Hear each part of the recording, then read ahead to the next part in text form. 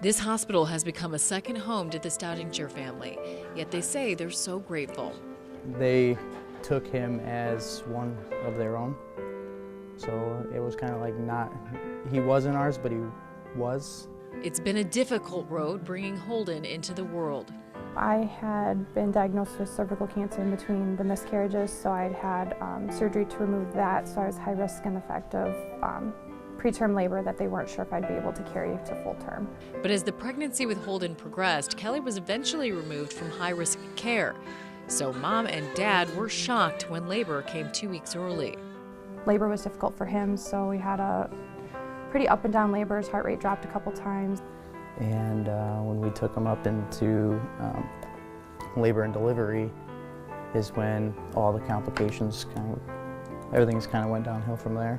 Holden went to NICU for breathing problems, jaundice, blood sugar issues, and more. Because every day was something new. One thing would get better and they'd tell us, hey, he's got this now. So it's like, mentally it took a lot on both of us. So it didn't really dawn on me how serious he was till we got here, and seeing him hooked up, to the CPAP and stuff initially was the first time.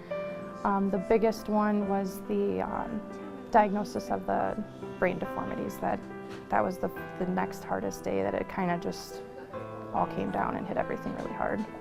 A lot of unknowns, a lot of uncertainties, and not knowing what to expect. At just 8 days old, Holden had to have surgery on his brain.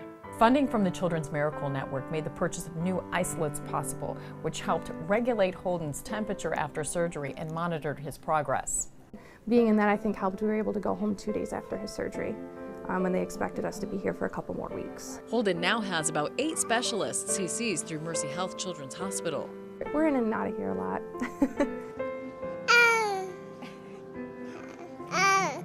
Holden's diagnosis still unknown at this time.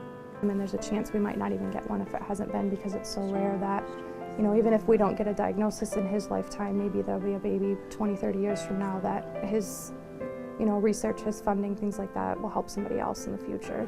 Hopefully he can be able to live a normal life and be a normal kid and be able to